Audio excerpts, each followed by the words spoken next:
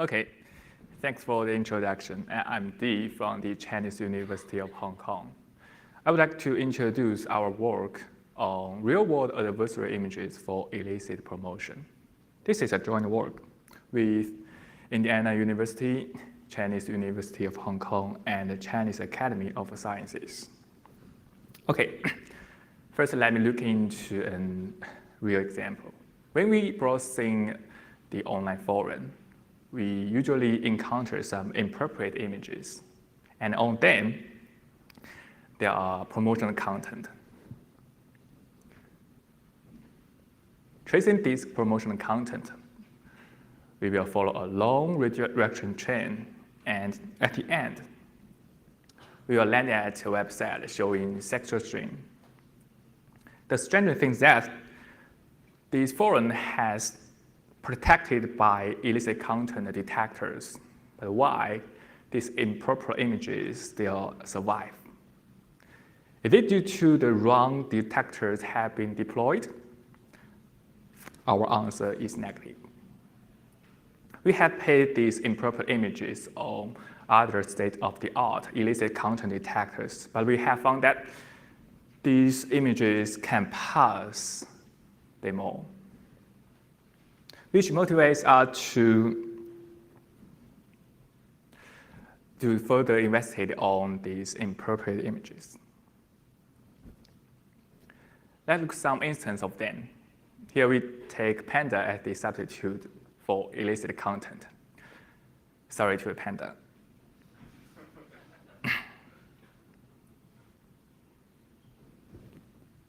We name these improper images with promotional content and can pass current detectors as APIs.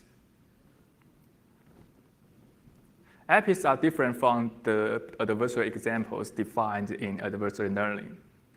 Adversarial examples are such images with small noise, can hardly be distinguished from the original images and will cause misclassification.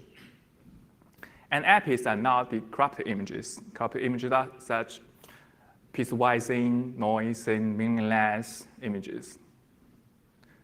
APIs seem like a kind between them two. Specifically, APIs have promotional information, maybe with noise, maybe overlaid by some strips or boxes, and they may be transformed into some other shapes. In general, we conclude two common characters most of APIs have. First, they have promotional content. And second, there is at least one region of explicit content is clear to catch human eyes.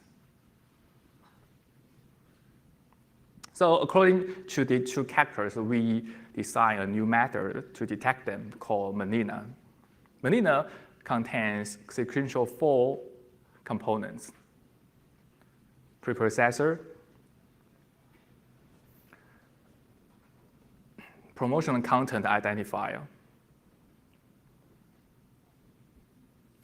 regional illicit content detector, and evasiveness checker. If an image passes them all, we recognize it as an API.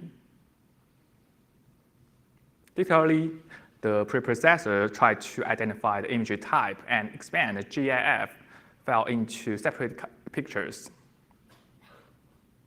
And the promotional content identifier tries to find promotional content.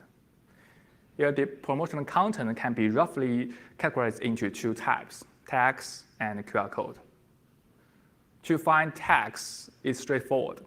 We just use an existing tool named Pixel Link.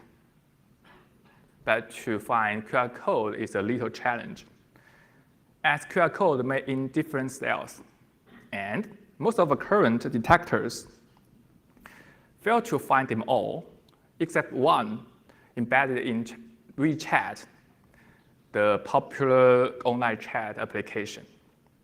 That is because attackers want to users scan their QR code by using the WeChat so they can build a close connection with them. But there's a problem. WeChat is so heavy to import it in our method. Thus, we use another approach. Roughly speaking, we filter the QR code by multiple thresholds and do the detection on these filtered images. This simple manner works well on our collected images. To find the explicit content, for an input image, we first use a proposal network to propose regions containing human, and we keep those regions with high confidential score. After that, we cut them off and run a neural network to check whether they are explicit. The next component is the evasiveness checker. Is as simple as to use current detector to check the rest of images, whether they can pass their detections. Okay, Melina works well on our data sets. It achieved 91% precision and 85% recall. Using Melina, we have found more than 4,000 APIs that have been manually confirmed. From the total data set, it contains 4 million images of 76,000 posts from the top 2 Chinese social networks,贴吧and Weibo. These two networks are so huge.贴吧contains more than 200 million users, and Weibo contains more than 400 million users. And our data collection is even, which means we have found APIs in those posts relevant to this concept. Say, the post may talking about the policy. So we try to understand the behind ecosystem. Specifically, we try to understand three questions. First, what are the visual patterns of these APIs? Second, what are the promotional content on them? And how are they distributed? For visual pattern, we conclude 7 common methods applied on them.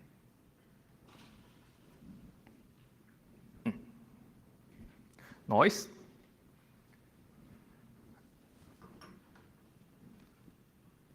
blur, noise, texture, transparentation,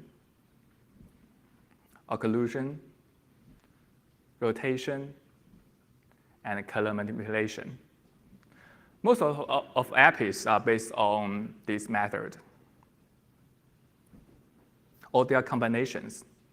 From our statistics, we found that noising, rotation, occlusion are the top 3 popular methods.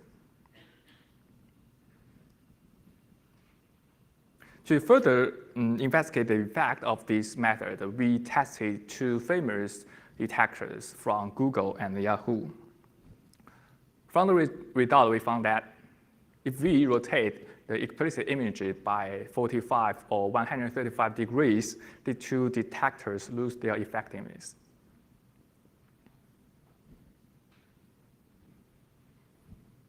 Or we add some noise on the explicit images. Even this noise is not so severe, these 2 detectors also lose their effectiveness. As for the color manipulation, we found that if we transform explicit images in green, the 2 detectors lose their effectiveness again.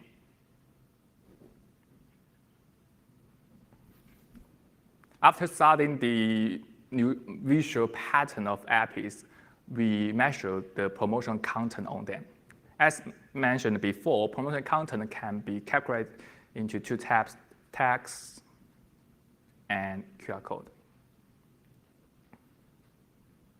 From the result, we found that WeChat ID is the most popular promotion content adversary pays on apps.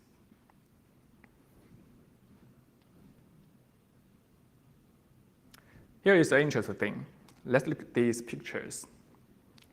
Adversaries may use secret signal to cover the real meanings of promotional contents. For instance, adversaries may use VX to represent WeChat.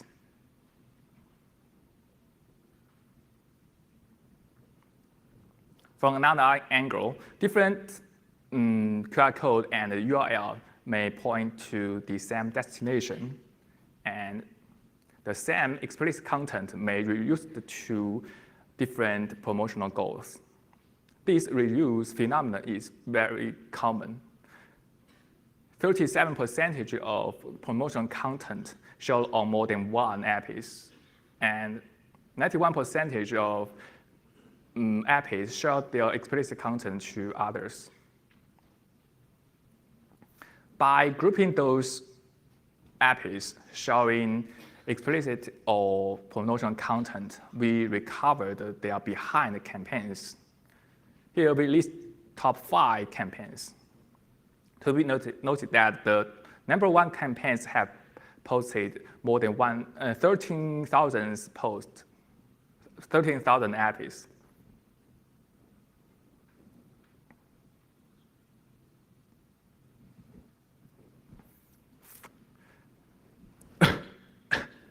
Next, we study their distribution channels. We measure the account controlled by these campaigns, and this account can be divided into 2 types: the compromised accounts and dedicated accounts. Those compromised accounts post apps only on hot blocks, and they may be compromised by adversaries. Dedicated accounts, they are very aggressive. They post apps more than 30 posts a day. Even in those posts, the sentences are meaningless.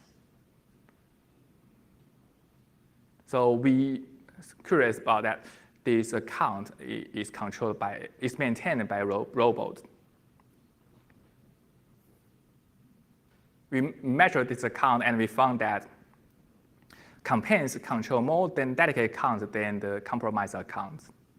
And more than half of accounts are the dedicated.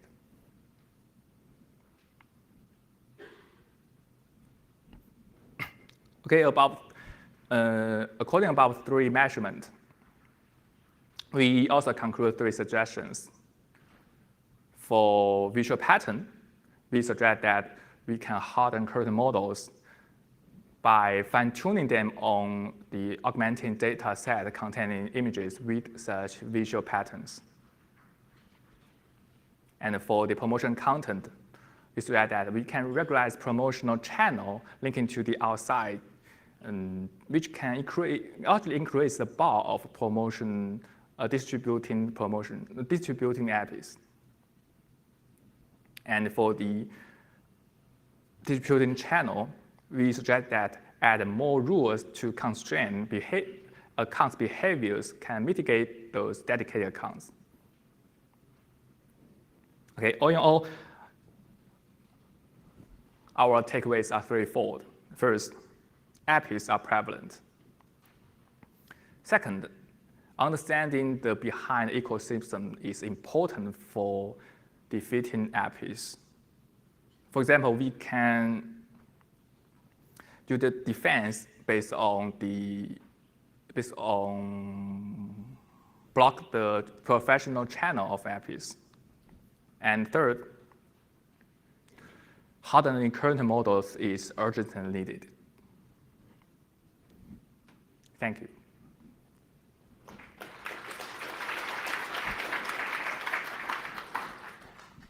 Any questions?